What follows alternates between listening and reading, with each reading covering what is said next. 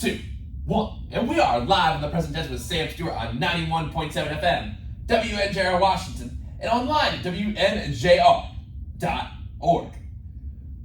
Well, for those of you who are expecting Jackie Flesher and Kendall Obley, we had a little change of plans tonight. Unfortunately, those two couldn't make the show. We're hoping to get them rescheduled for next week. Last week on the show, we had on Drew Eierlich and Alex Keith. That was a great episode. A lot of football knowledge and life knowledge learned as well. Those boys caught a big dub over John Carroll on Saturday. And fortunately, tonight I got two guests to fill in for Kendall and Jackie, and this is going to be a great episode, folks. I tell you what. My first guest tonight is a junior pitcher out of Davie, Florida. Everyone, welcome on the show tonight, Will Frank. Will, how you doing, man? Doing great. Thank you for having me. Yeah, thank you for coming on. And like I said, it was short notice, but you're here. My second guest tonight is also a junior pitcher, but he is from Alexandria, Virginia. Everyone, welcome onto the show, Tyler Brooks. Tyler, how you doing tonight? Good, how are you? I'm doing great. Guys, we've been talking about this for a while, and some things happened today. We had an opportunity. I'm glad you guys got to come on the show finally. Yes, we are too. Once you walked into our room asking us to come on, it wasn't even a question. Yeah, dude, I appreciate it. A little closer. Yeah.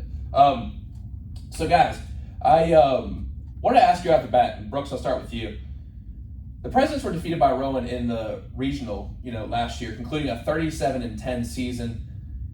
As fall camp gets rolling for the Presidents, what do you think the biggest keys are for the upcoming season? I just think we need to be able to build that chemistry that we've had in the past and just keep building off that and just form the connections that we need to and just trust each other on and off the field. Yeah, for sure. What do you think the biggest ways to do that are? Build team chemistry. I mean, just hanging out with one another, doing things with each other, and just building that bond with your teammates. Yeah, for sure. And Will, one thing that I want to ask you is, what are your first impressions of the squad so far? We've had one scrimmage so far, got another one tomorrow. We've got a new class of freshmen coming in. What do you think about this squad moving into the 2023 season? Yeah, I love the team that we have. We lost some key pieces last year, but there's definitely a bunch of guys who could step up and take those places, and a bunch of freshmen who came in and are who could play day one if they needed to. Yeah, for sure. I think the freshmen have stepped up big time already, in our walkthroughs and even in that first scrimmage, definitely freshmen making a big impact. Guys, I want to start off tonight, getting to know you guys before we dive into MLB baseball, a little bit of NFL and college football talk as well. We got to get to know you guys first so the audience members can kind of identify with you a little bit. And you guys are two out-of-state guys, so I'm really interested to ask this question to you. Why did you choose W&J? Brooks, I'll start with you. Well, first, obviously, just because of baseball, but then academics, and my grandmother is from the area, so Okay. Wheeling, West Virginia, which is like 40 minutes away, so that played a part as well, and being able to see her and having that family connection close to the school, I like that a lot. Okay, that's awesome. And Will, what about you? You're obviously from out of state as well. From pretty far away, down in Florida, you chose to leave the warm, sunny weather and come take on the wash-fall weather, the beautiful rain and clouds that we have up here. So why did you choose to come to W&J? Yeah, obviously coming from Florida, it's way different culture, different weather, obviously different everything. But walking on the campus the first time and having the first conversations with Coach Mountain, Coach Rush, and Coach Cromer, instantly felt a connection. And me coming in hurt, they actually respected it, unlike some other coaches I was talking to in the recruiting process, and they wanted me to come even with that. So that was a big piece of it too. Yeah, that's awesome. And we usually set this question for a little later, but I was writing the show notes tonight. I want to get this question right off the bat. We'll take it even back before you chose to come to W&J, to this question right here. When did you fall in love with the game of baseball? Brooks, I'll turn to you first again. That's, when I was really little, I was like 3 or 4 years old, I just picked up the baseball bat, glove, and I was just playing ever since. That's simple. Did someone get you into it, or was it just my dad? Your dad? My dad coached me all the way up until I was like 12 or 13 years old. So that was a special part. Yeah, that's awesome. And Will, what about you? Yeah, similar with him. I've been playing my entire life. I know Tyler's the same. We played every sport growing up, but that was the one that stuck with us, and we love it. So. What other sports you play growing up?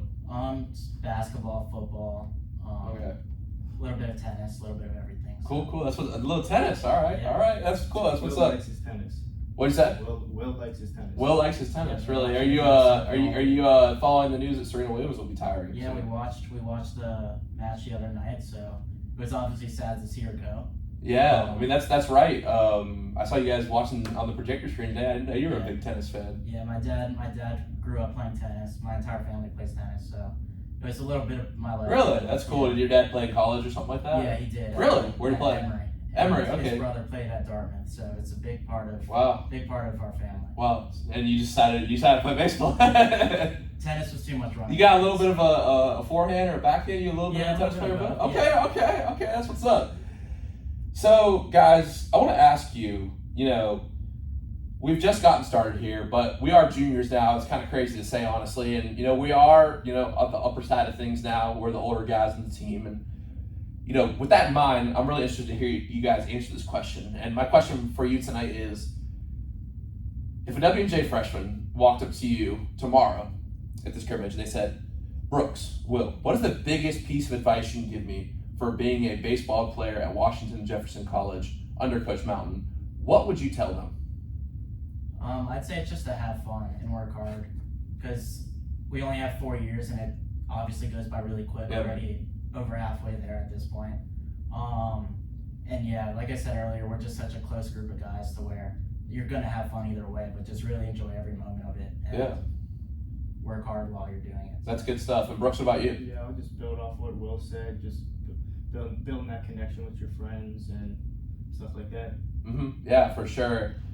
And, one thing I wanted to ask you guys about is, Bill, I'll go to you for this. Why do you feel like our team has such a strong connection? Just from day one, everyone's very welcoming and they want to be around, everyone wants to be around each other, and we feel that that's how we're going to get to our goals, which ultimately is getting to the World Series. So that's the best way to do it, is by being friends and being good teammates with the people you're around. I think it's interesting now, and you guys can speak on this, but it's cool because I feel like the seniors and juniors, when we were freshmen, obviously coming in with all that COVID stuff, it was a little bit weird, but those guys being able to be so welcoming and so supportive of us, it's kind of cool that we can kind of return the favor now, you know what I mean? And I feel like, I don't know about you guys, but I'm really excited about this group of freshmen that we have. Yeah, it's obviously, everyone comes in wanting to play, so it's definitely hard where there's a freshman comes in who's just as good as you, who's trying to take the same spot as you, but no one really thinks of it that way. Everyone just kind of works with each other and helps each other. No one thinks, there's competition, but no one really puts that ahead of anything else. Mm-hmm. Yeah, and I think that's an interesting point, because you have, all your friends on the team, but also you're competing with these same guys. You sit with them at dinner, even though 30 minutes before you're fighting for a spot. You're fighting who's going to get that one inning in that clutch game, that clutch moment where you're going to need someone to step up. So I think it's definitely an interesting thing. But from the majority of people that I've had experiences with at W&J, that's never been a problem, and it's always been a very welcoming environment for us here. And I hope we can do, as juniors, can do the same thing for the freshmen coming up. And talking about this, we are juniors. We do have a little bit of experience here. So one question I would like to ask you guys is, what is your favorite memory so far at Washington Jefferson College? It can be on the baseball side of things. It can be, off the field. What would you say the best memory for you guys has been so far? And Brooks, I'll start with you. My favorite memory baseball-wise would, I'd say, the 2-pack championships that we won so far, and hopefully 2 more with the next 2 years that I have here. And then if I were to go not baseball, probably going to Deep Creek, Maryland with a couple of the guys last semester. We had a blast down there together. Is that Kyle's house down there? Nolan's house. Shout out Nolan. Shout out Nolan Lutz. I think he's making an appearance on the Long Toss of Ross, so shout out the Long Toss of Ross starting next week. And Bill, what about you? Yeah, I'd say the baseball team's trip to Florida. Freshman year, we missed out on it, so last year was 2 groups, the now sophomores and juniors first year.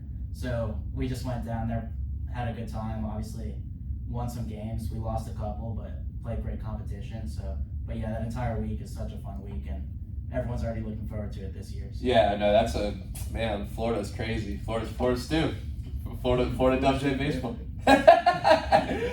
Okay, so here's what I'm gonna go with for my favorite memory. Since I haven't, I'm not gonna answer this question every time I have a baseball player on, but I will since it's the first time in season 5. I'm gonna go on-field memory. I'm gonna go with Henry Littman getting called out for pine tar in his hat and then going off and throwing an amazing game against Grove City. I think that fired everyone up. He got out of the inning, he was pumped. I hope Henry's doing well at St. Louis. Hope he's tuned in tonight. If not, I can send him the episode. But man, that was a great memory. And then for off the field, I'm probably gonna have to go with the tennis bubble. And let me explain myself. So for those who don't know, the tennis bubble is this bubble that they play tennis in, but it's really a thing that is this big tarp. You lay it out, and then the guy who runs it pumps up the air so that people can play tennis inside. So our job for the baseball team the past couple of years has been to assemble this piece of tarp that gets turned into the tennis bubble ultimately. And you know what? You get up early, sun's coming up over those western Pennsylvania hills, you're out there with your friends, everyone's miserable, and that is kind of fun. I have a lot of good memories from it, and I'm kind of sad we're not doing it this year. I don't know if I could say the same. It was difficult. It's difficult, but I feel like I have so many good memories, especially from my freshman year, man, because I was on the losing team in the Red Black World Series, and getting there at 7 a.m. and leaving when the sun went down, man. It's, we're going to miss, I hope Grego got a chance to tune in tonight. Shout out Grego, tennis bubble all-star. Man was he's a workaholic at the tennis bubble. But that, and obviously, you, Brooks, you alluded to some team chemistry. I love when we went bowling. Obviously, we went to Top Golf when it was freezing cold, man. I'm not used to driving this weather, man. But yeah, definitely a lot of memories. And like you said, Brooks, hopefully we can make some more memories coming up here. Yes, sir. And one thing that I want to ask next is one question that has gained some popularity, on the present tense and has, been a topic of discussion. I'm interested to hear what you guys have to say is, who would you say you base your game after, or someone who inspires you in your game? For example, I'm left-handed, so I've always liked watching Clayton Kershaw. But also, I'm from Raleigh, North Carolina, the same hometown as, or close to the same hometown as a guy named Chris Archer. I don't know if you guys remember him. You guys remember Chris Archer? Yeah. So I would say those are my two inspirations for being a pitcher. What would you guys say? And Brooks, I'll start with you. Well, since I'm a pitcher, I'd have to say probably Max Scherzer. Okay. And just because of the way he carries himself on the mound with that poise and the confidence, I really like that and watching that growing up. So try to replicate that. That's right. I'm sure you're a Nationals fan as well, right? Yes. Yeah. So for sure, Yeah, sadly, Nationals fan. Unfortunate with their a record. rough one for the Nats. Yeah. We'll for sure get that a little later. And Bill, what about you? Yeah, obviously Kershaw being a lefty pitcher. I mean, he's everyone's top guy. If you're left-handed, like Yeah, him and Sandy Koufax, But right now, currently, Sandy Alcantara for the Marlins. Right. I'm a huge Marlins fan, but it's rough right now. Oh, rough for you guys. Every fifth day, I sit down and watch him pitch because he's so much fun to watch, and he has old school mentality every time he pitches to just he tries to get everyone out any way possible, and he does really well. So it's fun to watch. Yeah, that's a great answer. And my next question for you is, who's one person who's really helped you along in your journey that you would say you wouldn't be sitting in the studio of the present tense and playing baseball for W&J without? Who's one person who is really essential to that journey that you've made up to this point? And Will, I'll start with you this time.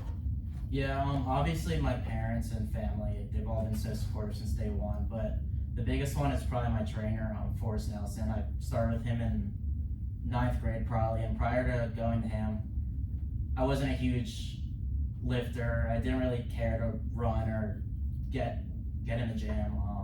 But once I started going to him, I started to really enjoy lifting, and I still go to him now every day. So he's definitely one guy who completely changed how I saw baseball and got me here. What kind of experience did he have, like that you were so drawn to him, or why'd you start with him initially? Well, he's fully baseball pretty much. He has a lot of guys here on the minors and majors right now. So going to him has been huge because he has all the experience. He was a PT and then transitioned into fully training. So he has all the credentials needed so that was the big reason. Oh, that's awesome, man. And Brooks, what about you? I'd say definitely my family, parents, friends, but I wasn't probably say my dad. Okay. Just ever since growing up, always being there for me, being that support that I need whenever I need it. Yeah, that's awesome. You guys like play catch a lot and stuff like that? Yeah, you go out to the field all the time together, talk, just get things off our chest. Yeah, that's awesome. And Brooks, I want to ask you too. You went to St. John's College. Is that St. John's College? St. John's? Okay, I didn't know St. John's. St. John's. I didn't know if I was saying it right. In that high school, they do a lot of intense training and stuff. Pete Kalinsky, who came on the show last year, also went there. So, Brooks, I want to ask you about this high school experience a lot because you got a lot of experience that, a lot of people don't get before they come to college. So, can you just tell us what that experience was like a little bit? Yeah, well, going in as a freshman, it was definitely a change. I was going from barely working out in the morning to having to go to 6:15 workouts every morning. And driving from Virginia, that was 35-40 minutes. So getting up at 4:50 in the morning wasn't the most fun thing. And then having workouts before classes and then practice every day after school. Okay, so you'd have lift in the morning and then practice after school. Yeah, for 2 to 3 hours. Really? Every day, yeah. That's good. What'd you do as a pitcher that whole time, 2-3 hours? I mean, I know we have obviously first 3 years I hit and played in the field as well, but then when I was a senior, that's when I fully became just a pitcher. Man, okay, I gotta ask y'all. And Bill, I don't know if did you used to hit, Bill? Yeah, I did. Okay, we all did. We all had those glory days. But I want to ask you guys, do you guys like the PO life? I miss hitting a little bit. The reason I stopped hitting was because I didn't like just standing there hitting off the tee and putting in all the work in. So I kind of just focused on pitching a little bit more. But sometimes I wish I could just go in there in a game or in like a scrimmage and just take in a bat or two. Yeah, I got you. I mean, I see like what the drills our hitters do and stuff, and like I see like some of the guys that we like face. I'm just like, yeah, I'm kind of, I'm like, yeah. There's guys who are better equipped to handle that bat than me. Brooks, what about you? You like the PO life? I got in my head too much. What is that?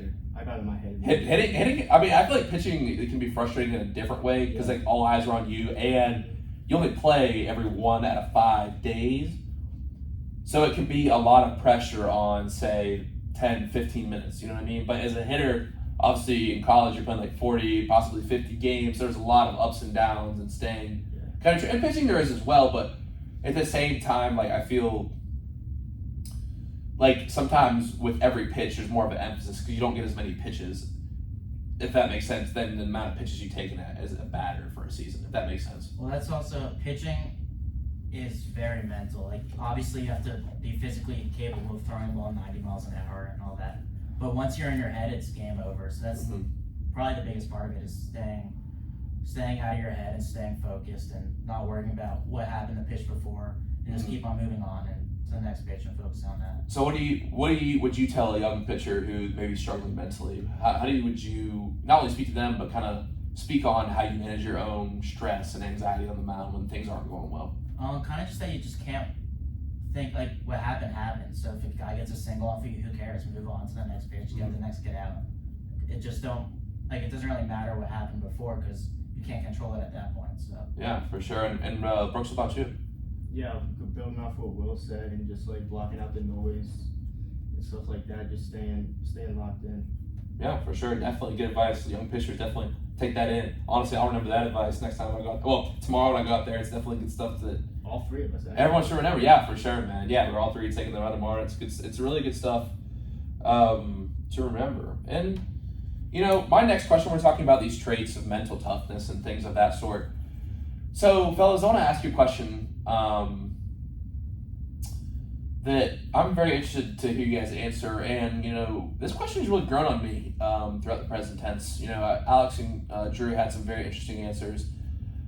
But I want to ask you guys, what is the biggest trait that makes a successful baseball player?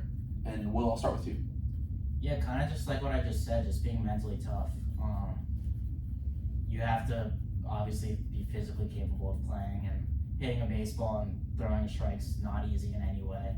But you're not going to be able to do that if you're worried about other stuff. Like if you stand in the box thinking about your last at bat, you're not going to get a hit if you're not focused on what's happening right now and the pitch coming in. So it's really just being mentally tough.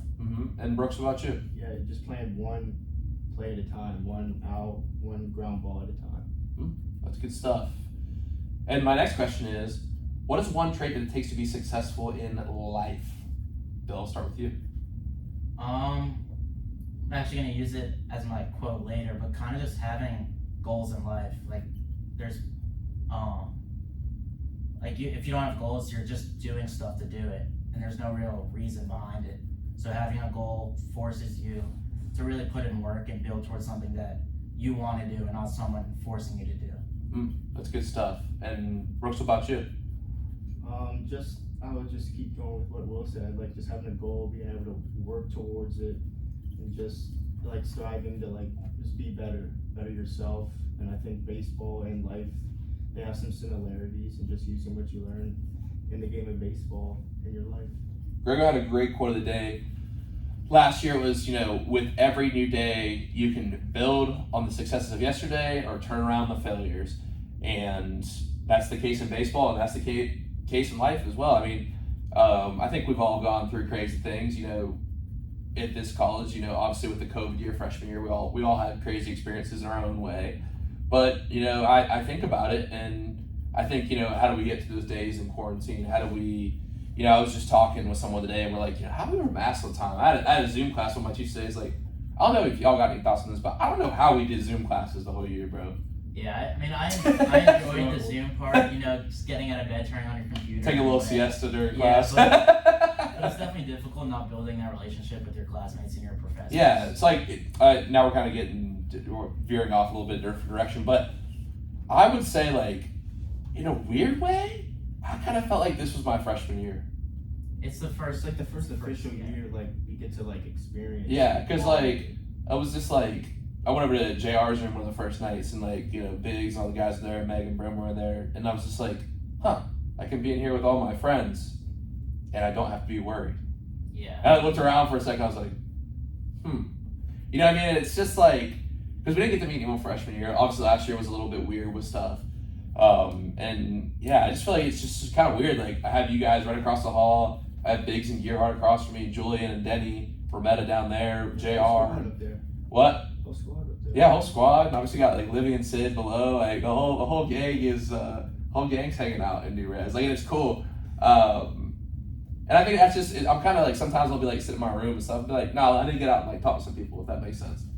Yeah, something freshman year and some of last year that we just really didn't have. And of course, me and Tyler got unlucky in the fall of freshman year and ended up getting sent home because of the rules. But if you wouldn't mind, could you speak on that, kind of how you were able to overcome those obstacles in that freshman year? Because Denny talked about it a little bit, part of his journey, and you alluded to it. You guys got sent home freshman year, but I would like to know like how that changed you as a person, how you reacted to that at home, what you learned from that experience. It was difficult because you get sent home and you're sitting on the couch and you see everyone's Snapchats and Instagram and they're out there having fun, and you wish that was you, obviously. So it was definitely, it was something that I obviously never expected to happen during college. So yeah, but coming back was definitely, like, I was looking forward to it the entire time, and we already had a close group of friends from the time we were here in the fall. So everyone was ready to come back, and I don't think we've really turned back since then and looked back at it. Yeah, that's an awesome way of looking at it. And Brooks, anything to add on that? I got a next question lined up for you. How did you guys become friends? Where was the first interaction that you guys had together? The night we got sent home. Well, we were in Cleveland Hall, yeah, I think so. Yeah. And fast friends. Yeah, right there. And then spring of freshman year, him and Kyle Jones moved in with me in my space. So just like that, we've lived with each other ever since. So awesome. And we're starting to get into some of the kind of school type stuff. So I would like to ask you guys, what is your major and minor here at W&J? And Brooks, I'll start with you. My major is business and I'm minoring in communications. Okay, cool. Communication. What communications classes are you taking here? No, I'm taking my first one this year. Okay, cool. Well, both are. Actually. Oh, what class is that? Intro to theater and film. Really? I have not taken that one. I've taken film, form, and genre. That's a cool one if you're into film. But I have not taken theater. Also, the comm department is very cool people. They actually had us over for, I don't know, did you just join the comm department this year? Yeah. Yeah. You joining too, Bill? yeah, I took a class with you last year, but Oh, that's right, public relations. That is my minor. Yeah, I mean, I feel like, not to be cliche, but like communicating is very important, obviously, in today's world, and I feel like something that's kind of, in a way, kind of a lost art, I feel like, and I think the teachers here do a great job of, not only preparing you, like, to do good on tests and stuff, but also, like, skills of communicating, and shout out Dr. Meriden, who allows me to do this, super fun radio program that I do here, and he's been awesome. But yeah, it's really cool. And what do you want to do with that business / communication degrees? I want to go into the business side of commercial aviation, so that's what I'm looking to do. Okay. I always, growing up, I don't know why people ask me why all the time. I just had a passion for aviation. So for those who don't know what the commercial side of aviation is. So like if you're going to go to the airport and fly on a plane, the major airlines that you'd see. So everything behind that. Okay. So there's obviously, as a person, all you think about is going to the airport, going through security, getting on a plane, getting to your destination, but there's so much behind it and so many people that go into a single flight to happening. So yeah, there's a lot that goes into it that you don't even know about. That's interesting. I've never, I have been at the airport before you, so I can't say I'll look at it the same way. But I will say, the first time I went to the airport with you, I saw your face. You're like a little kid in a candy shop. I love it. I could go to the airport and just sit there and watch planes all day. Really? That's what I used to do. I was like that. I don't know if they have it in Florida, but probably they have the place where you can sit on the bench and watch the planes. He's smiling about it right now. Billy Planes. And Brooks, what do you want to do with your business / communications? I want to work in the front office of a professional sports team. Really? Yes. Like doing some type of GM work or marketing? I mean, like get there eventually, but like front office, and stuff like that. Dream would be for the New Orleans Saints, but New Orleans Saints. Why the New Orleans Saints? I got a lot of dad's from there. I have a lot of family. Who dat? Isn't that who dat? Who dat? So, guys, thank you for those answers. And now it's time for a little bit of a fun question here on the present tense, and it's, of course, made possible by the millions of dollars that I make doing this show. And it's, if I was to give you, say, $1 million and also a free Saturday, what would you guys be doing on this free Saturday? Right now, just watching college football. You're not even going to go anywhere, no trip? No, I travel like the most places anybody's ever traveled in like one Saturday. The most? Okay. What would be one place that you'd have to go to? If I have to go to? Yeah, you'd say like, okay, this has to be on my trip. If I'm making all these stops. Iceland? And what type of activities would you partake in? Hiking. I guess Iceland. Hey, might as well, right? Rocky stuff, so just hike up on that stuff. Super, hey, that sounds super mellow, bro. Yeah. Shaka, bro. Okay, guys, thank you for that segment and allowing me to get to know you a little bit. And, we're really excited for the upcoming President's Baseball season. It's going to be fun, boys. It's going to be real fun. Obviously coming off 2 conference championships, but, lost a lot of great talent last year. We've got a couple guys who are playing, Henry, J-Mo up at the D1 level now, but I'm really excited to get, started. And well, we are started, but, really getting in the thick of things and just get rolling. I'm excited to see where we go. Any final thoughts on the 2023 President's Baseball season?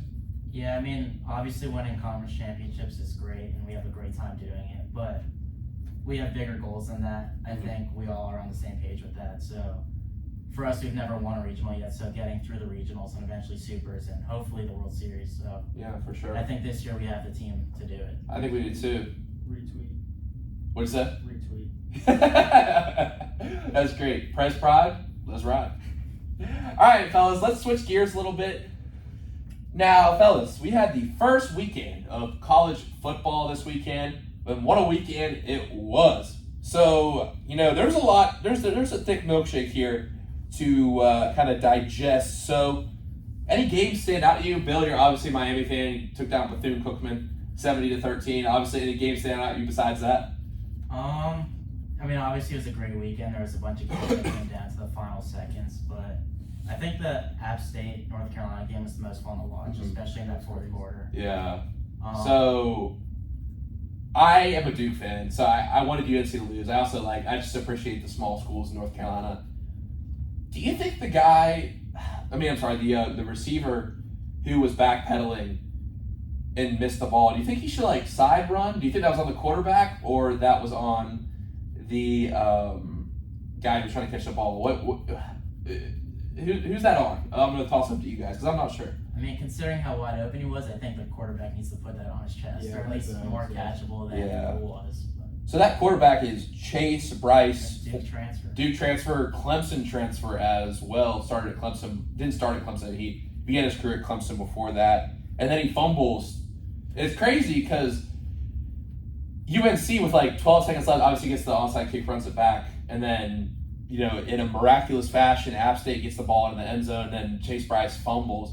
But, hey, shout out App State. They're playing Texas A&M this weekend, so that'll be a big one. And, man, that's rocking the Mountaineers. It's a good sports culture up there. They have a beautiful baseball, football field up there in the fall. Yeah. So that game. Now, did you guys check out ECU NC State? Another game from North Carolina. Yeah, that was another crazy game. Yeah, what did you think about that game, Brooks? Since I'm a little bit biased, so I'll start with you.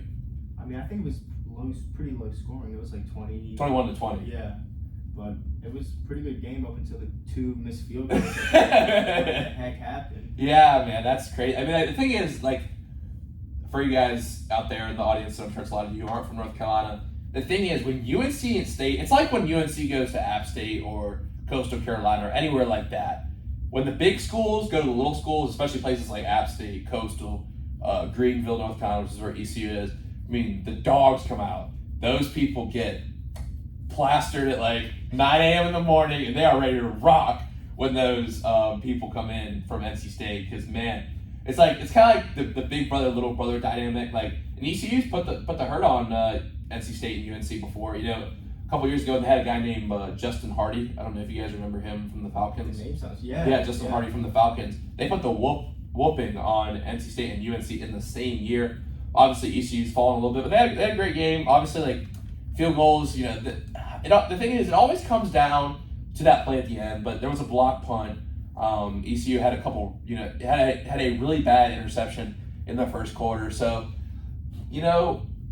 if you're ECU, you can't really take too much away. State, you got to be glad to get away with a victory. They're top 25. We'll see how long they stay there, obviously. But, I don't know. I don't know. Do you feel like State is legit, or they just had like a bad game, just the pressure of Greenville? Well, you're obviously a big ACC fan. I mean, Devin Leary's obviously, I think he's a sure first-round quarterback. For sure, yeah. So for ECU, a non-Power 5 to play till the last second, even though they did lose the game, they should have won. You have to be happy with it. You can build off that 100%. Yeah, for sure. And did you guys catch LSU FSU? Will, I know you're a big Florida guy. Yeah. So are you? So okay. So were both you guys pulling for LSU? Obviously, you're from, or your dad is from that area. So were you pulling for LSU?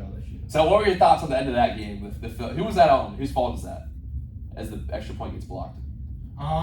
There was probably the O-line. I mean, there's nothing a kicker could have really done there to prevent it. So I will say you can kick the ball a little higher you put more arc on it over the line. You can, but the line should have held for. I mean, I can't say it's not hard because obviously it's hard. But you're playing at SEC football. I think you should be able to stop.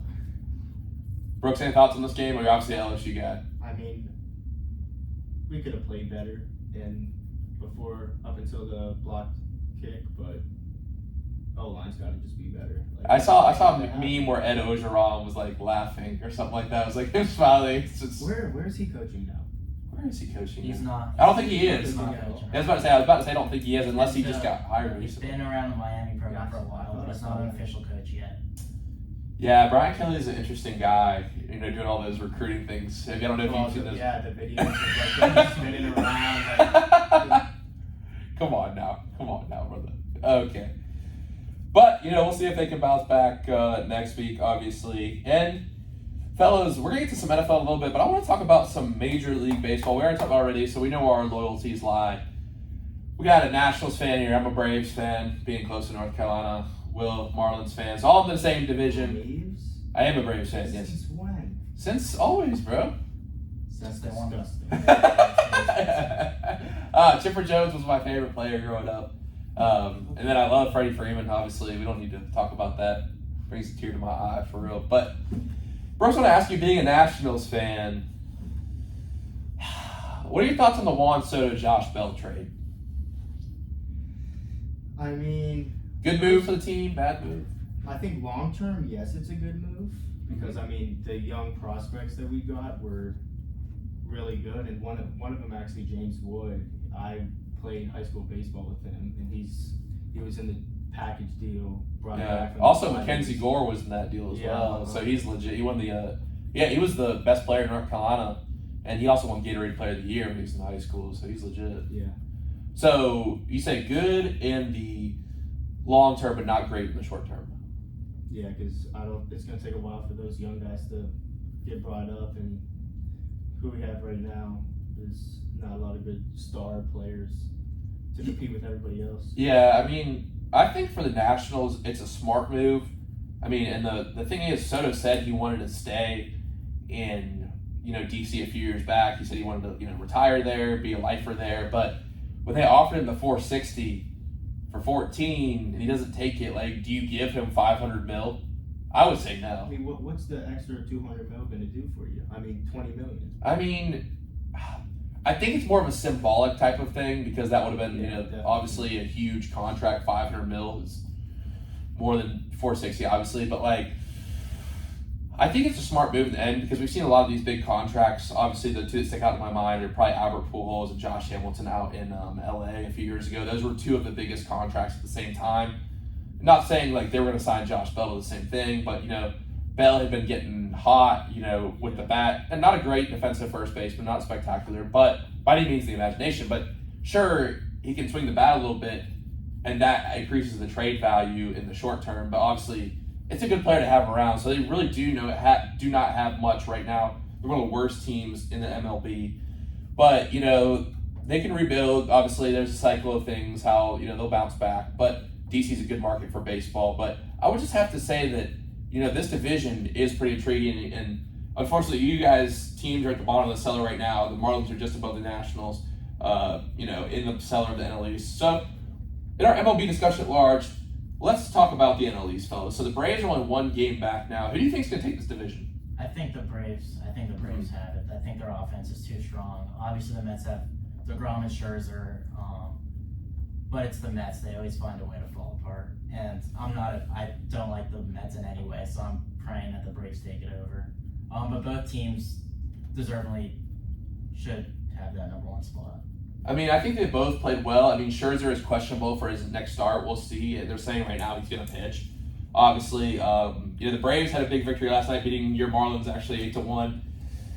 Spencer Strider and Michael Harris, too, are both Rookie of the Year candidates. Spencer Strider is elite. He's had 6 one-run outings. I think he's a Rookie of the Year. I don't know if you agree, but I mean, off of his last outing, he had 16 Ks? Yeah, it's insane. Like It's yeah. insane. I mean, after that, at that point, you have to hand it to him unless he falls apart down the stretch. Yeah, and the good thing about the Braves, they have a lot of young talent. They got Vaughn Grisham as well. I mean, obviously, Swanson, Freed, all these guys, Acuna, geez, I can't even believe I forgot him. Like, they're really talented and very young. They have the frontline pitching, but, we'll see if they're able to run it back this year. I will say that the Mets frontline pitching is probably better. So that's what I would say right now. And I want to transition next to kind of a team we alluded to before but didn't completely get to. The San Diego Padres, who, of course, Juan Soto and Josh Bell were traded to. Now, the Padres are 19 games back of the Dodgers. And, they're sitting on the edge of the wild card right now. Thoughts on the Padres, making that deal, but also Fernando Tatis getting suspended. With these things in mind, with these thoughts in mind, do the Padres have a real shot of winning the World Series this year? No. I'd say no, just because of the fact of everything that happened with Tatis. It kind of just puts a huge burden on the team. Mm-hmm. Even though he didn't see the field at all this year because of injury, there's just way too much happening. There's way too much noise for someone who didn't step on the field this year. I don't think anyone's going to get by the Dodgers to begin with, but I don't think the Padres have a shot. Yeah, I mean, Josh Hader's got like a, real rough stretch going on for him right now. Obviously, he was lighting up for the Brewers, for a long time, but he's not panned out. Obviously, Soto's been playing, he's been doing his thing, but, Tatis getting suspended really puts not only a damage on, a burden rather, on the Padres, but on the MLB as a whole. getting injured in a biking accident and then also taking steroids. You guys buy the whole ringworm thing? That he had ringworm? I do, but it's like, I mean, he's just done so much over the past year that's like so questionable that. Yeah, I'm not a doctor, but Brooks, you're making some faces. What do you buy it? No, I don't. Yeah, I don't know, because I feel like the thing is, like, when something like that happens, I feel like there's so many people around there, like trainers and nutritionists and stuff, who know the rules. It just seems very odd. Yeah, like they wouldn't have let that happen. Yeah, if like he went in and was like, hey, I got ringworm. Yeah. Well, something similar happened in the NFL with it was a wide receiver on the Texans who the doctor gave him an illegal substance without him even knowing. So I mean, it's definitely possible, Yeah. but it's just, you have to wonder, like, and you know, I feel like the fans of San Diego, they gotta be a little upset at least at Fernando Tatis. I mean, yeah, he just got that huge, what was it, like 300 something? Yeah, 330, yeah. Yeah, he hasn't seen the field since then, so there has to be. I mean, I think he's a selfish player. I think he's all about himself. Really? See, I like Fernando Tatis. I think he's good for the game. I like watching him play. Yeah, he's definitely. I mean, he definitely has an air of like a little bit of cockiness to him, a little swag. It reminds me of like Ronald Acuna. You know what I mean? And that's definitely not a bad thing to have. You always want to feel good about yourself and feel confident. But I mean, you see the Soto, Acuna, like you said, all the big names are. It's more about themselves. It's about the team. It's about winning the World Series. So are you? So would you say for those guys it's more about themselves? No, I say for Tatis. Tatis. That's interesting. What about? Are you a Tim Anderson fan? Ooh, I like Tim Anderson. Okay, hey, go with that. Run with that. What makes you like Tim Anderson? I don't know. I mean, I just like Tim Anderson. He's just good. He's fast. I He's play fast. with him He's in good. the show, so I like him a lot too. Okay. He does have some swagger too. He's got some swag. Like the cocky swagger. What player has the most swag in MLB? Jazz. Yeah, Jazz. But He's been hurt all year. Unfortunately, when the Marlins were actually playing well. The Marlins were playing well at the beginning of the year. Yeah, but once he went down, I mean, he's just so fun to watch, and he's had some issues with the team too about being a little, about being a little too much, and the team. I remember had a that. team Yeah. meeting about it and everything, but he's probably the most fun guy to watch. I would still have to say it's Soto, because I feel like he's definitely up there. Soto and Acuna are up there with the most swagger in the box, I would say. Pitching is a little bit different, I feel like, just because you don't see them as much.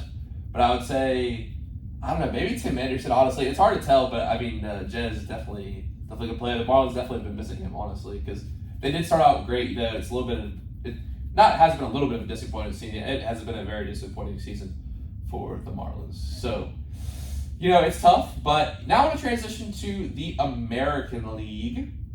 And let's look at the New York Yankees, guys. So they're only 5 games up on the Rays right now. 5.5 games up on the Blue Jays. They had one of the worst months ever in the month of August. Aaron Judge actually scored all 3 runs in their last series. So, guys, I want to ask you, do the Yankees have what it takes to make it in the World Series? On paper, they do. What happens on the field, who knows? I mean, first half of the year, they're on pace to break the record for wins. So Yeah. Clearly, they know how to win ball games. They just something happens. I don't know. Either team-wise, chemistry-wise, or everyone's just slumping at the same time. But they can do it. And being in Yankee Stadium in the Bronx and having that the fan base behind you, I mean, who knows what's going to happen in the playoffs? Yeah, but it's also that extra pressure. I mean, Garrett Cole, you know what I mean? He got booed last year by a lot of people who didn't even have that bad of outing, obviously, in the playoffs. They got bounced. But, in that game where he pitched, it was like, a lot of boos coming from the stands. Brooks, what do you think on the Yankees? I think if they can start playing better towards the end of the season before the playoffs start, I think they have a chance to go deep into the playoffs. But if they're not playing good fundamental baseball by the end of the season, I don't think they're going to end up going that far. And pitching for them is going to be huge, especially with Garrett Cole and Nestor Cortez and all those. Yeah, Nestor Cortez. Did you guys listen to when he was mic'd up on the All-Star game? Yeah. That was so fun. Do you guys like that, getting mic'd up during the games? I do. It brings an extra aspect to the game that we've never really seen before, and they're trying to bring in a different type of fan base rather than a super fan that'll sit down and watch 2 teams that they don't care for. Yeah. So I'll do it. Go sit and watch an ESPN game, but there's a lot of people that want it, so it definitely brings a different aspect to it that would want someone to go watch a game. Yeah, for sure. And I think for me, it depends on the person. Like, if I'm interested in, like, who's on the interview, it'd be, like, the person. Like, I like the one with Joey Votto, Anthony Rizzo. Those are all good ones. Nestor Cortez was great. And for pitchers, like, that was so cool how he was, like, going through the pitches and stuff. That was a great all-star game. You know what's hilarious in the MLB? And it does a great announcer. I don't know if you guys have heard Big Papi, announcing it all. Like, he is great. Did you see that when he went into the dugout during the all-star game? Did you see that? Yeah, it was so funny. It was so funny. I mean, he's definitely got to be one of my favorite players of all time. And this is popping in my head. Who's you guys? I said Chipper Jones, Freddie Freeman, two of my favorite Braves of all time. Who are your guys' favorite players of all time? I'd probably stick with the Kershaw. I mean, yeah. I saw ever since I was little. He's the pitcher who I watched. The Marlins haven't been great since I've been alive. They won the World Series when I was 1 year old, and they had Cliff Floyd, who I actually know personally, was on the team. But I'd say Kershaw still is that. Yeah. And Brooks, spot for you? I'd probably say my Alex Bregman. That's interesting. Mayo also said that when he came on the show. Mason Colby. I watched a lot of him growing up. He went to LSU, third baseman, so I watched a lot of him, and playing for the Astros now, has a couple World Series. So. Yeah, he's a great player. They tell a great story about him at LSU. He used to swipe the key card. They put in the key card system just for him, and he wanted that implemented because he used to wake up the trainer at like midnight to go hit. Yeah, I don't know if you ever heard that story. It's really cool. Definitely go read up on it. Some cool stuff. Fellas, we've kind of danced around the question, and I've asked you if certain teams have the potential to win the World Series, but I want to ask you now for a prediction that we're going to have in receipts, of course. Dodgers. Too much firepower on the lineup. Dodgers? Okay. All right. I mean, they're always dangerous. You know what I mean? They do have the front line pitching. They have the lineup. It's all the keys to win. We'll see if they can do it, obviously. It's the obvious answer. It is the obvious answer, but that's what I want to say. It's the obvious answer, but also at the same time, we've seen what's happened in the past with them a few times. Kershaw struggles, hitting doesn't come through in the clutch spots, but we'll see. It's definitely possible when you have the potential of that front line pitching. And Brooks, what about for you? I mean, I think the Dodgers are going to win, but if I could choose a team that I would want to win, I want it to be the Mariners. Ooh, dude, if you ever get a chance to go to a game in Seattle, it is so beautiful, bro. Seattle's a great city. Yeah, I haven't been there. Dude, if you ever get a chance, I was out there, actually at Driveline. I got to go summer at Driveline between my sophomore year and junior year of high school, and we went to a Mariners game, and it was so cool, man. It's right on the Puget Sound, which is like the ocean that's right there. Obviously Pacific Ocean comes in right into the city, and the stadium's right there, so... which actually leads me to another question. We're getting into baseball tonight. I got my baseball guys on the night. I'm not sure how many baseball guys I'm going to have on in the fall, obviously, when we're not in season. But I want to ask you guys, favorite stadium that you've been to in the MLB? So I've been to 25 stadiums, actually. Wow. Good for you. Yeah, me and my dad and my brother made it a goal to go to every stadium in the MLB. It was supposed to be before my brother graduated high school, which didn't end up happening. He's a freshman this year in college. But, so I'd say Pittsburgh. Okay, I feel like that's a common answer. Yeah, Pittsburgh and San Diego are probably the two nicest, in my opinion. I've been to San Diego. I've seen it, but I haven't been to a game. But it is really nice, I would say. But for me, the not only the stadium itself, but the atmosphere of the backdrop and the scenery, I guess is the right word, comes into play. Yeah, that's a big part of Pittsburgh too. I mean, the Yellow Bridge. Obviously, right now the whole atmosphere and the crowd's not there. Mm-hmm. But that's just what happens with struggling teams. But the stadium as a whole is it's top in the MLB. Yeah, I would say so. And honestly, Brooks, I do like the National Stadium, but I'll let you turn over to you for an answer before I explain why. I'd probably say Fenway. Really? I actually haven't been there. Yeah, it was for my 8th grade trip. We went there and that was a blast. That's awesome. It's a really nice stadium. So I'm gonna have to go with. So I've been to Wrigley. I haven't been there. Wrigley's crazy, and the atmosphere, the fan support, no matter what. I went when they were terrible before they had the whole magical run thing. That Have you been to Camden Yards? I have not. No, I've been to DC so many times, but I've never taken the metro. Me and Will went to Camden Yards there this summer. How is it? It's a nice stadium. I mean, we went. There's It was before they went on their 14 We game winning started streak, so- the Orioles run. Yeah, we were there for the You guys need to tell Dr. Wolf that. He's my advisor. Huge Orioles fan. But really, that's really cool. I like DC because you ride the Metro down to Navy Yard Ballpark, and I like how it is right on the river and Potomac, and you have all those big buildings behind there. Kind of the nicer, kind of revitalized. Oh yeah, that's way nicer. Section of the Navy Yard, where it's been that Navy Yard section's been improved a lot. Man, I hate to be I love going to Rays games, but I'd say the Rays is probably the worst stadium in the MLB. Either Rays or Oakland. Yeah, I haven't been to Oakland. I've seen it. I haven't been to a game there. I went there a couple years back when it was still the Raiders, so the stadium was more upkept, and it was way nicer than it is now for sure. Really, honestly, underrated answer. I really enjoyed Philly because seeing the background of the city. It's a nice. So the Philly plays with the Eagles, the 76ers, and the Phillies all beside each other. So that is a good strip, and then behind you got Philly, and that's a really cool view. But honestly, I'll probably have to go with Seattle. My favorite ballpark. So if you ever get a chance, Will, have you been to that one? Yes, I've been. How would you rate it? I was really young when I went there, but it's definitely top. But honestly, I can't even give hate to Pittsburgh though, because Pittsburgh is so nice. It's just it is very nice. You go. I love to go watch the Braves play there. Because you get dub, but you always wish for a better team in Pittsburgh, and we're obviously none of us are from Pittsburgh. But I would love to have playoff baseball in Pittsburgh. I think the fans would come out and support so much. It's just a shame. They end up losing all these prospects. Obviously, you can name the names that have came through Pittsburgh: McCutchen, Garrett Cole. They got O'Neal Cruz now. I guarantee in 4 or 5. Yeah, he'll be out of there in 4 or 5 years playing shortstop for the Yankees. You know what I mean, or the Dodgers.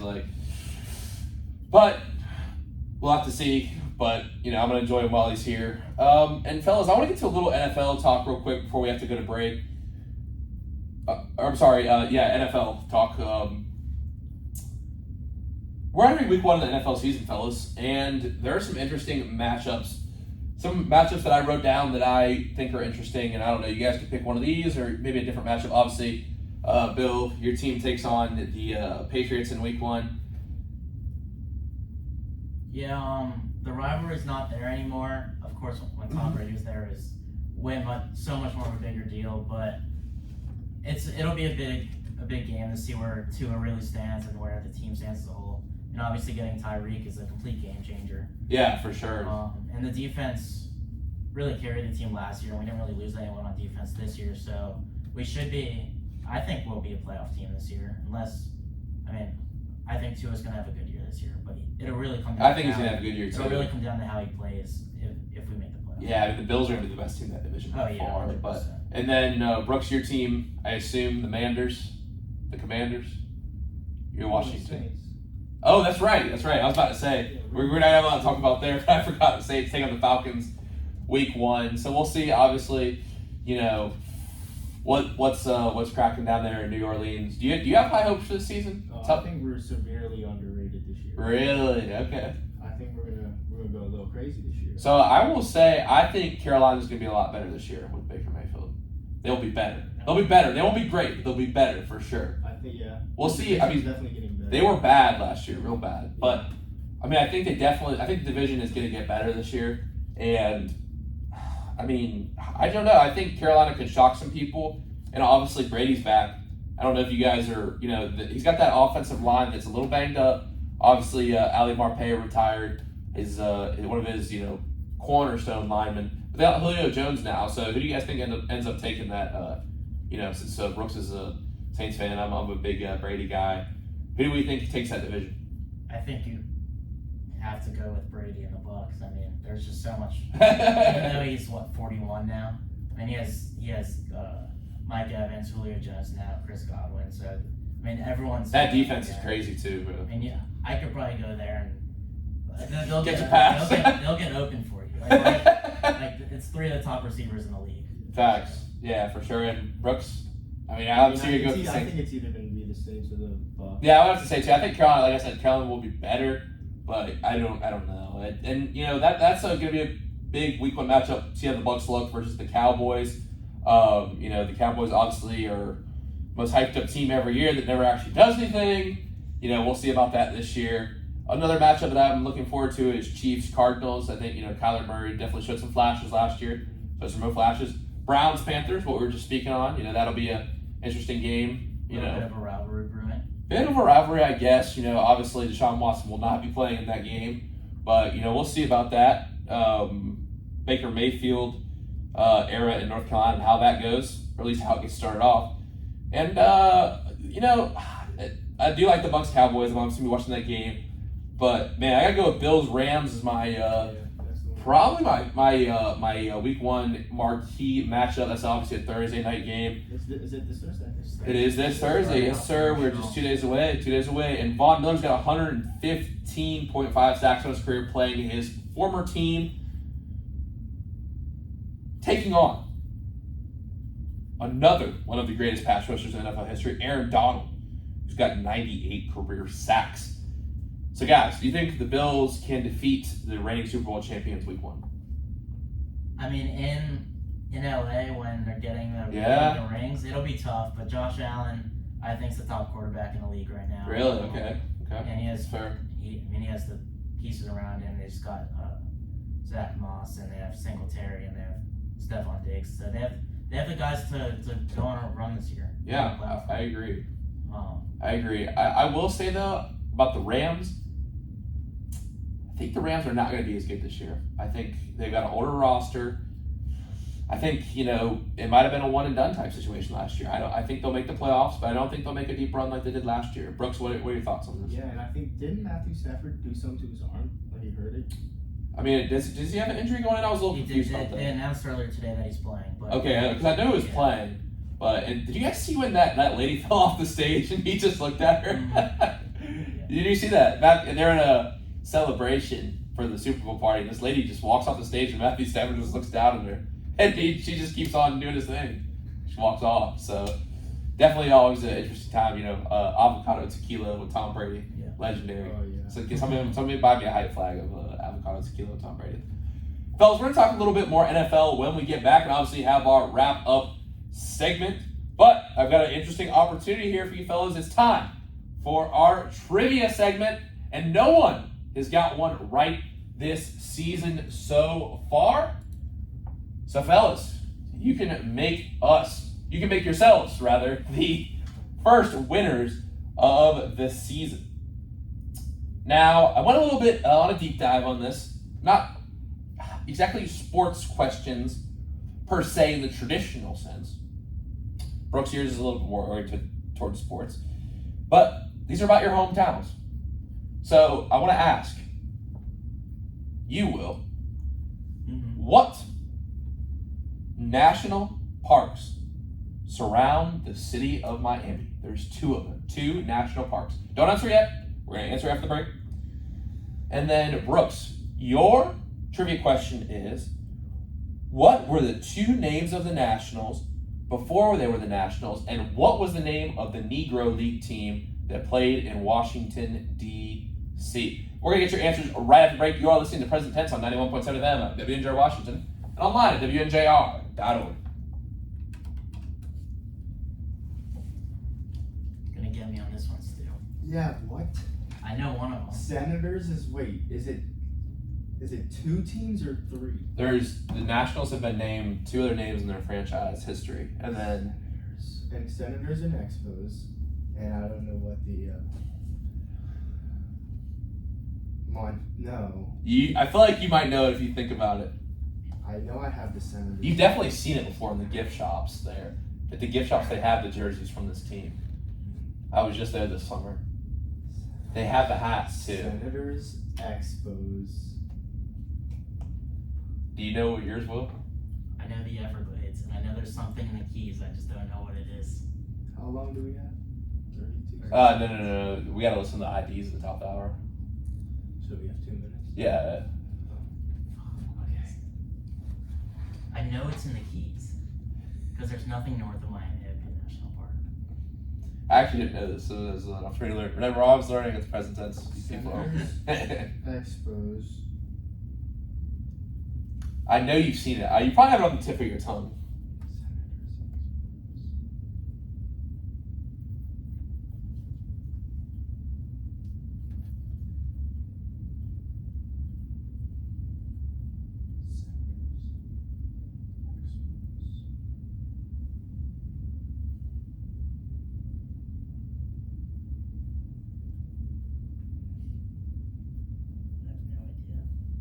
That's a shame. That's a shame. Hopefully we get our first winner with Brooks here. I don't know. I know I do know. You but definitely know it, I bro. don't even know what it could be. Like, I don't even. Senators, Expos. If you gave me a question about Davey, I could have told you. Yeah, I thought that might be a little bit too specific for the audience. So. We have 15 seconds. No, it's longer than that. Oh, it's 45. Yeah, you'll see the two other things pop up in a second. Yeah. So we'll do that. Well, I'd like a couple more questions about the NFL, then we'll wrap up. You guys having fun? Yeah. I'm having a blast over here. Really? It's fun talking to everybody. Yeah, that's good. Just make sure you're leaning a little forward. I didn't mean to cut you off first. I just want to make sure everyone's hearing all the things you were saying. No, I don't know. I didn't know how far. You can scoot it towards your face a little bit. Yeah, or you can scoot forward a little bit. Yeah. But once you scoot it forward after that first one, you're good. All right, 15 seconds. Dude, I don't know. Damn. Still don't have a winner yet. Hopefully, Ashley and I think Give me a Jackie hint. and Kendall Give might me have a got hint. theirs. Now you definitely know it.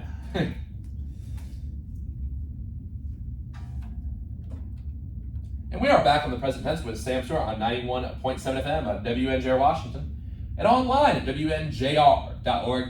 Today, we have two junior pitchers joining the show, Will Frank, a.k.a. Bill Frank, and Tyler Brooks. Unfortunately, Jackie Flesher and Kendall Obley couldn't make the show tonight, but don't worry, we're going to get them on at some point, maybe next week. All right, guys. Like I said, we have not had a trivia winner yet this season on the present tense. So, our trivia questions were tonight. Two separate questions, one for Bill and one for Brooks. Will, your question for tonight was, what two national parks surround the city of Miami? Sir, your answer is? Obviously, one of them's the Everglades, but I think anyone who knows a single thing about geography could have got that one. The other one, you got me on that one. This is actually Biscayne National Park. You ever heard of it? Never even heard of it. So, coral reefs, islands, and shorelines, mangrove forests in the northern Florida Keys. Sounds like a beautiful place. Yeah, Let's go check it out. The Keys are a nice place. Never heard of Biscayne. There's Biscayne in Miami. It's a big road in Miami downtown, but never heard of the national park. Ah, That's actually, where it leads. what? Yeah, maybe it is where it leads. You never know where the road leads. Brooks, Yeah. it's time for your question. I know you got it on the tip of your tongue. Make sure you check out the YouTube to see our little conversation during the break. What are the two names of the Nationals franchise before they were named the Nationals, and what is the name of the Pittsburgh Negro League team? Senators and Expos were the two previous team names. I know that. And I think you got me on the other one. Not even a guess?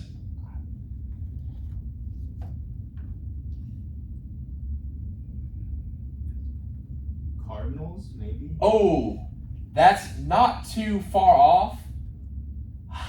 It is a name that is in a similar one-syllable fashion. It is the Washington Grays. Oh, I knew that. I did, How did I because not? they sell it. They sell the Yes, stuff, they and do. I don't it's know a how I big block gray G, Yeah. and they sell them the hats, and they sell it. Yeah. And they're also called the Homestead Grays. The team was formed in 1912 by Cumberland Posting and remained in continuous operation for 38 years. Originally, it was based in Homestead, Pennsylvania, which is the town that the Homestead Rise happened in. I actually haven't been to the museum there, but I drove past it this weekend, actually. But good on the MLB for including the Negro League stats into the Hall of Fame. That's a good move by the MLB a couple years ago. So good for the MLB. Good on them. Now, fellas, I got a couple more questions about the NFL. We're going to get to a couple rapid-fire questions here, and then we'll, of course, turn to our quote of the day segment. So, Will, who do you think can win the Super Bowl this year? Straight off the bat, who's going to win? Probably the Bills, I think. They have the firepower. Circle the wagons. It's the Buffalo Bills. Yeah, I think so. I mean, Josh Allen, year 4 for him, I think? Mm-hmm. Yeah, he's just starting the prime of his career. And I mean, obviously the Rams, no one really expected them to win last year. I don't think anyone expects them to win this year, but The Chiefs, I think, are going to take a step back a little bit. Mm-hmm. Without Tyreek, I would say the same. The Bucs, who won 2 years ago, Brady's getting old. Who knows if he's going to be able to go on a playoff run. Their line's really decimated as well. Yeah, the Bills are, it's the top choice, but it's, I think, who's going to win it. Okay, and Brooks, what about you? I'd have to say probably the Bills too. They're just the most, from offensively and defensively, they just have the right players in the right positions. Josh Allen, they got running backs, Stephon Diggs. Yeah.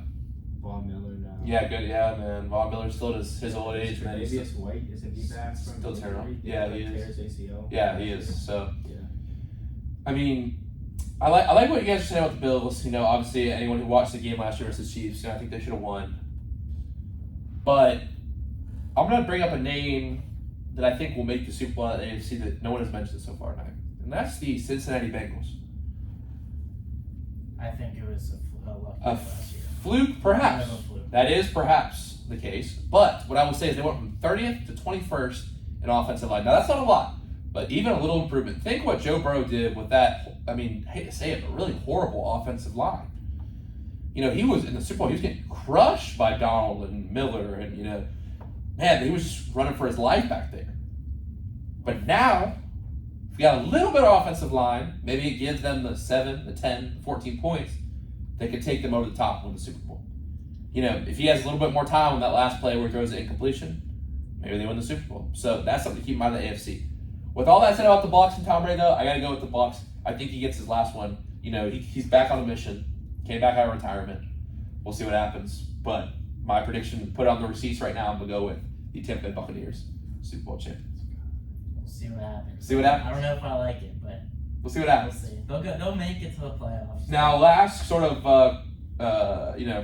NFL question here, content question before we get to our final segment. Who is your MVP prediction, Will? Man.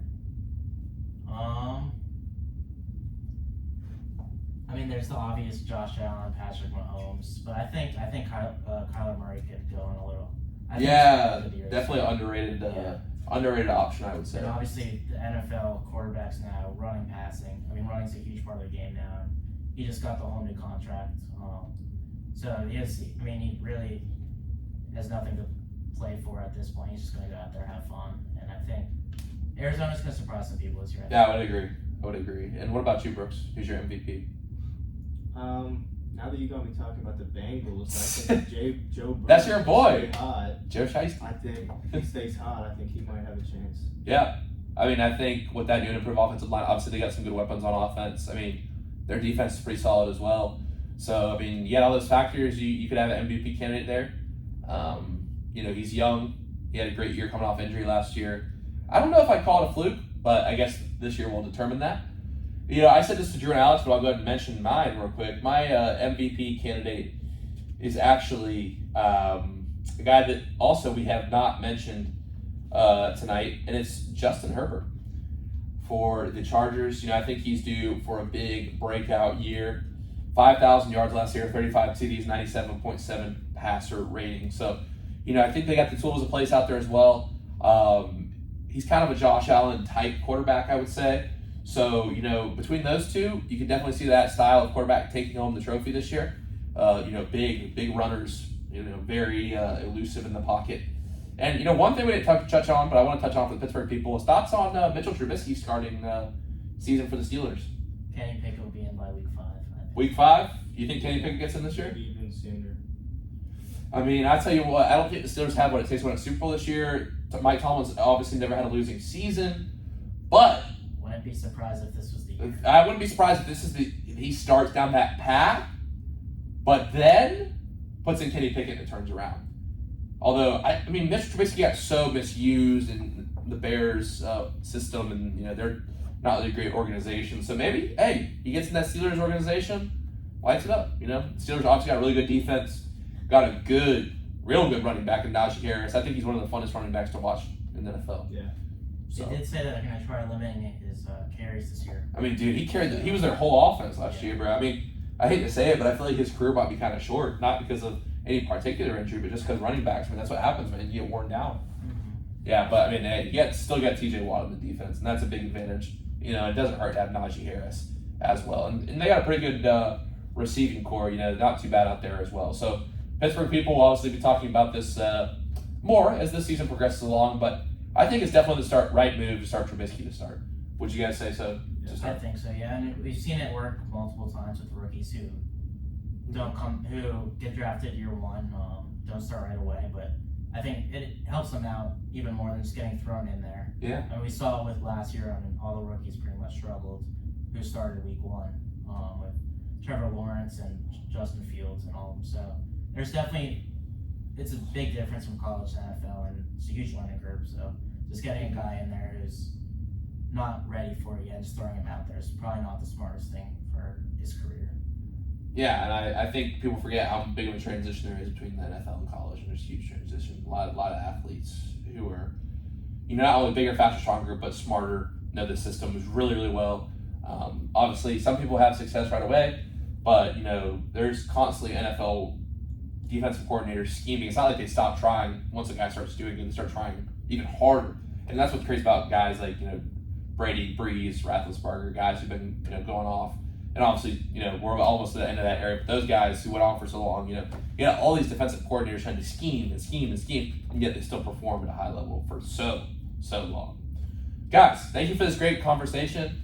And this has been a lot of fun, not only talking about WJ baseball, but all these sports. We covered about 3 different sports leagues in an approximate span of about 45 minutes, and it was a lot of fun. But guys, it's now time for my favorite segment of the show. It's time for the Coil of the Day. All right, I guess I'll start us off. So mine is, the trouble with not having a goal is that you could spend your life running up and down the field and never score. So, Whoa. So, I mean, obviously there's a sports reference in there, but it's a life quote in general. Like, you could do, I mean, with work, with anything, there's going to be stuff that you like, stuff that you don't like, but if you really have a reason for doing it or create a reason for doing it, it's going to change everything. Because, I mean, with work, you might be stuck in a job that you just don't like, but you can make the most out of it if you find reason to. Wow, that's awesome. Well, thank you so much. I don't really have anything to say about that. You really gave us a great quote there, so thank you for that. And Brooks, why don't you bring us home? Well, my quote is, it ain't about how hard you hit, it's about how hard you can get hit and keep moving forward. From the one and only Rocky Balboa. Awesome. Yeah. That's a great one. I've heard that one before. That is definitely a good one to keep in mind. What's your favorite Rocky movie of all time? What's the best one? Put me on the spot. I gotta go 4 when he fights. 4 or 3. 3, yeah. Honestly, Creed 1 was really good. I wasn't a huge fan of Creed 2, but I was going to say, I like the Creed movie a little better than the Rocky movies. Really, Creed 1 was great. Man, when they play that Meek Mill when he's running down the street, that's a good scene. And I think Sylvester Stallone is a really good actor, and he played that role really well. But yeah, guys, thanks for those quotes. And I'm gonna read this one on Thursday as well. But this is my kind of quote for the week that I wanted to share, and I wanted to read it tonight because I know we had the freshmen were supposed to be coming on the show, and I thought it was good to just remember. And I wish I would have known this quote and kind of took it into practice. But let me pull it up real quick. I want to read this one. I wasn't planning on it tonight, but your guys' great quotes inspired me to read this one. So this one is from Vincent Van Gogh. And this is, great things are not done by impulse, but by a small series of things brought together. I like that one. So it's not all going to happen at once. Sometimes it takes a lot of little things put together to make something great. I think we can all remember that. And going along with our theme of WJ baseball, we got, all these practices in the fall, and hopefully it culminates to something great in the end. And guys, tonight, this has been a great show. Obviously, this was a very short notice. I walked into your room about 4:30 and said, guys, I need 2 guests. And I'm glad we can finally make this happen. You guys can come on the show, and hopefully Jackie and Kendall can get on here next week or at least at some point. But you guys did a great job. And, it's really difficult to fill in on such short notice and, not have anything planned for the night, and then, hey, you're coming on to get interviewed for an hour and a half. And you guys did a great job. And I really thank you for, helping me out and stepping up and coming on and, doing such a great job. It was a lot of fun, so thank you. It's been fun. Thank Yeah, I you had for a lot of having fun us. too. Yeah, thank you guys, and we'll see you around, obviously, on the baseball field. Make sure you check out the Presidents this spring. But we've got a lot of fall sports going on right now. One of those is volleyball. We've got Ashley Bertling and Claire Sauerland coming on the show Thursday night at 8 p.m. 2 seniors on the volleyball squad. They had kind of a rough year last year, but they're off to a good start this year. New head coach, a lot of new things going on with that squad. We're going to hear all about it from Ashley and Claire. That is going to be a fun one Thursday night at 8 p.m. But until then, everyone have a great night. Remember to live in the present tense.